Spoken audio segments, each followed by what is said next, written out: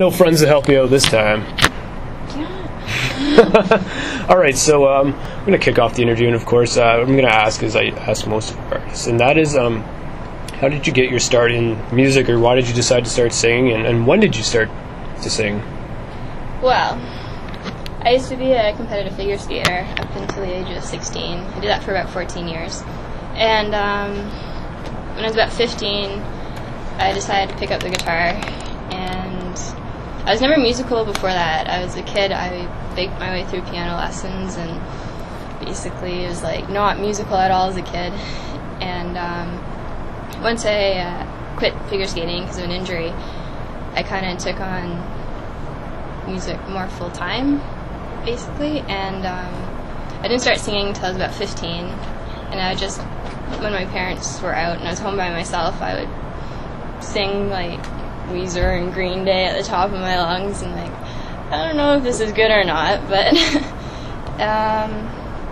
yeah, and basically it kind of happened almost overnight, literally. Like, I had sort of the basics of everything, and then one night I basically felt like I went away for a really long time, and I came back and sort of everything kind of clicked, and I started like writing songs and singing properly, I guess. Right. And I started taking singing lessons, and shortly after that, I started playing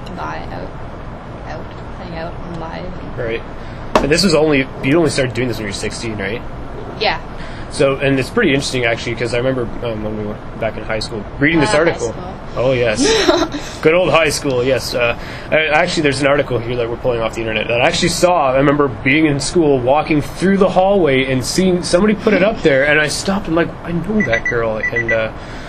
And yeah, so you were 17 when this article. You were in a Cosmo contest, songwriting contest, and at the time they need everybody. You wanted everybody's vote, and you're the only person from Canada out of 4 remaining singers, or 5. And pretty interesting article, actually. You talk about being a Canuck and being Canadian, and MySpace is pretty popular at the time. Tell me how your career how you've evolved since 16. I mean, it's only been like 5-6 years ago now, I guess. So feels like forever. Right. I guess just keep getting better and keep learning and meeting new people, and which influence you. And I think starting the all-girl band really helped me, like, really move it forward a lot more. There's so much more opportunity and doing that. You mentioned off air that you like singing in a group better than you do alone. Yes. Why is that? It's a lot more fun because you have more people there, to joke around with on stage, and if you mess up, there's always someone there to cover you. Right. It's not as easy to notice. Yeah. Yeah. All right. And what experiences do you write about or do you talk about in your music? I know that sounds like a really basic question, but is there anything particular that you really write about? I guess just relationships and stuff, and things that piss me off. I have a really hard time writing love songs. They always seem so cliche. Right. But yeah. Now, talk about when did you sort of realize that you would like to be in a group or sing with a group as opposed to just going solo in your career?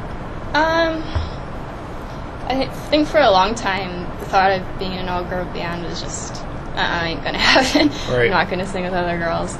And this girl in last April, I guess, she came to me and was like, do you want to start like a band or whatever? And I was like, okay. And we met up, and I found some people like bass player, drummer, and that one girl, she kind of fell off the map, and I kept going with it, and here we are. There we go.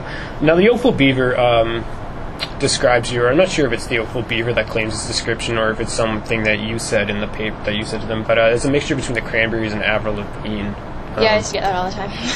Sorry? I used to get that all the time when I was Now, like, is that a more accurate description today of what you sound like? I think so, for the most part.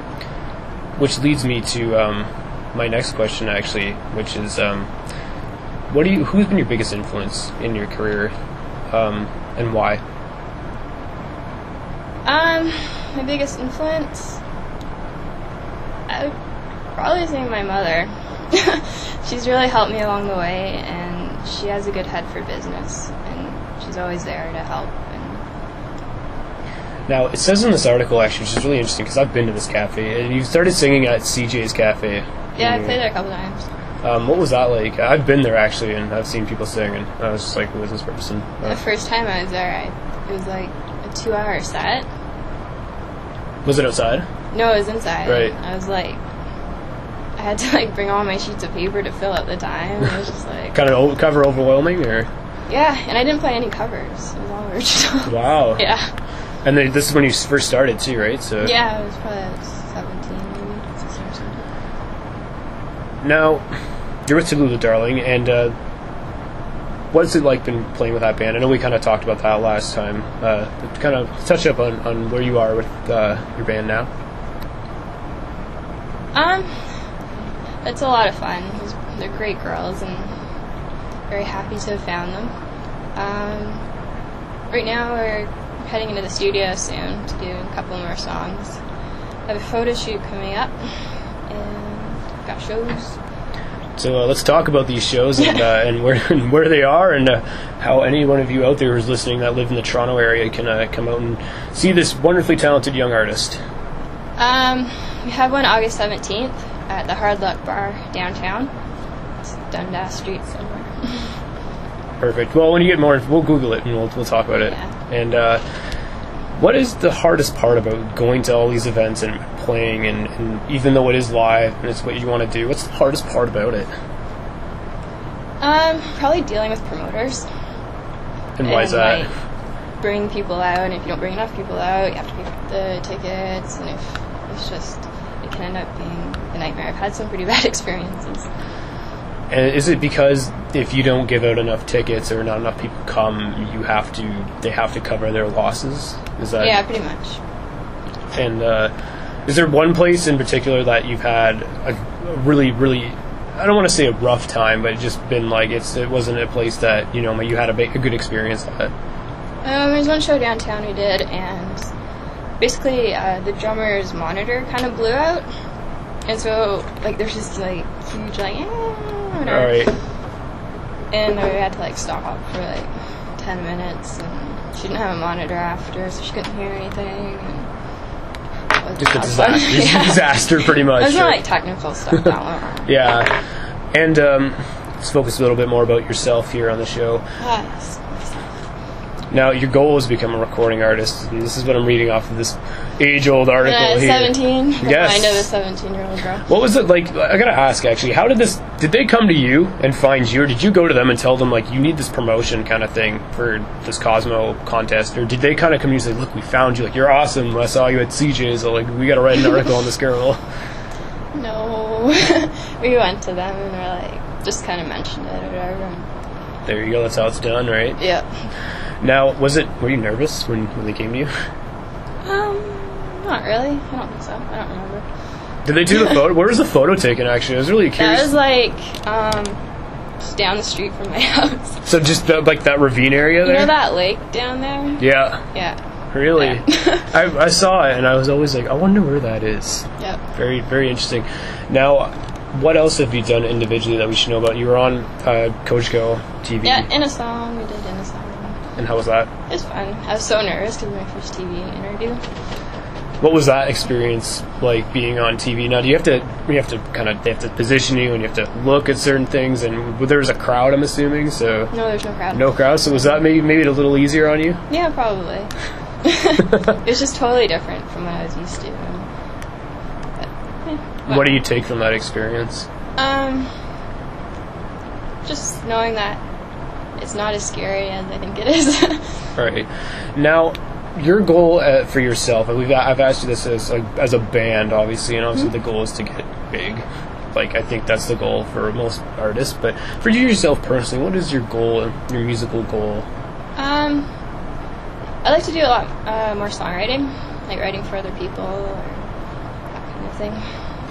And I have to ask, you decided to not go to university and just focus on your career. Yeah. How big of a decision was that in terms of telling your parents, this is what I want to do most? And while everybody, because it does mention in the article here that, everybody's going to university, going to college, trying to figure out their own lives, and here you are taking a which is obviously a big risk to decide to just focus on your career. What was that discussion like with your parents? My parents were totally for it. My parents were like, "Go be a rock star. You don't need school." And so I never when I was graduating, I never looked into school. I you always knew that school. This was kind of it for you. Yeah, I think so. It was just sort of, take a gamble, and it's like... You only live once, right? So, yeah. Exactly. Now, you also did this YMCA Rocks thing, which is designed to educate and give experience in the industry. What was that experience like for you? That was probably the best job I've ever had. We got paid for that. Really? Yes, it was a government-funded program. It was like a 2-month program, and they ran 2 of them. And there was probably about a group of 10 of us. And we'd go around to the different recording studios and music related businesses and basically learn about what there is. Now, so much fun. I have to ask, if you were to tell someone who's young and getting started in the industry, what advice would you give to them? What advice I would give to young people? Basically learn as much as you can about it, and every opportunity, just take every opportunity, and knowing the business end of it is probably way more important than any musical end you could have. Now I have to actually, this is kind of funny, going through the article here, and it says, when you put Last Night on MySpace, which is this is clearly, you can tell this is an old article, although you still use MySpace today. I use it. And you are on Twitter as well. I'm on Twitter. You got a lot of responses all the way from Italy and Germany, but is this true? Someone actually gave you a marriage proposal to that song? Yeah, people used to get email messages on MySpace all the time from Italy and wherever. Come over to Italy and blah blah blah. There's a place for you to stay. And we used to have this guy from Australia that we kind of became friends with, and he'd send emails all the time, and he used to occasionally he'd get drunk and send these drunken emails. It's really funny. And what else can we expect from you, just solo as an artist? What can we expect you to be doing? I know you're with you're focused more with your group right now, but obviously you have a solo career as well, whether it's sort of on the back burner. Anything we can expect from you individually? Not really. Everything is my band. So basically all the songs I would do on my own are what I do with my band. And you got a new drummer. Yes, we have a new drummer. And you guys should come back as a band again. Yes. And come on and we can talk to your drummer and drill her with grueling questions, journalistically drilled questions. Hard-hitting journalism. There you go. Nation. Yeah, there you go. And anything else you want to say before we end off the interview? Just thanks for having me, and it's always good seeing you. You're always welcome to come on the show. You know how to get in a hold, and you're always welcome to come on. And you do have CDs, I understand, right? Yes. Yes, you should bring those along. And before I let you go, then I have to ask, what can we expect on these CDs? Besides music, because it's pretty obvious answer. It's just sort of a 5-song CD that we put together. Perfect. Well, Elora, thank you very much for joining us on Radio Nation. It's been a pleasure. And if you're just listening right now, we just interviewed Elora Taylor, lead singer of Tallulah Darling. You can find all their stuff on MySpace, Facebook, Twitter. You're probably the most social network active group I of all the bands I've ever met. I have a lot of time on my hands. Yes, well, that is a key thing. I've never seen another band. Do you manage all the accounts yourself? Yes, I do. For your band and yourself? Yeah. And what do the rest of the band members think about that? They just let you do your own thing? Just I'm going to promote the hell out of this. Yeah, they help out too. They don't tweet at all. None of them do any of that. I don't think they know how. Yeah, you see, that's a good question, because you know what? There is a thing. You have to know how to tweet. You can say something really dumb on Twitter, and people will just stop following you. Yeah. It's a task. I didn't know how to use Twitter, and then I learned, and now I'm on it. I still don't know how to use Twitter. Oh, I don't really either. I like YouTube. Yes, YouTube is good for artists. Unfortunately for me, you can just see a picture. You should get a film and film the show one day. It'd be pretty sweet.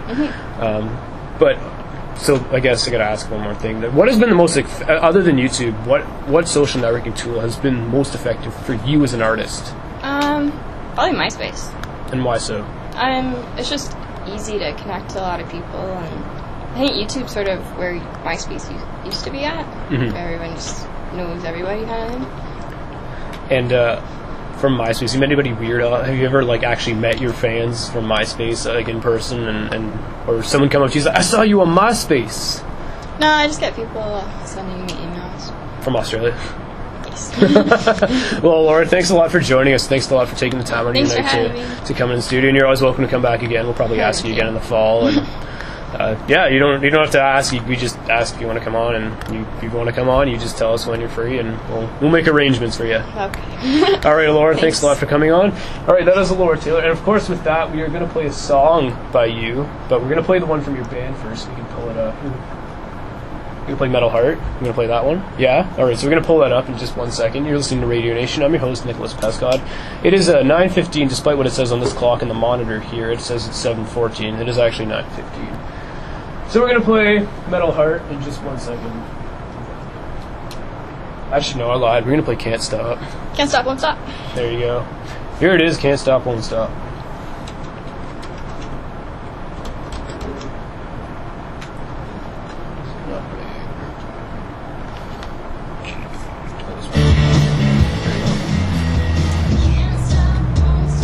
There we go, that's better.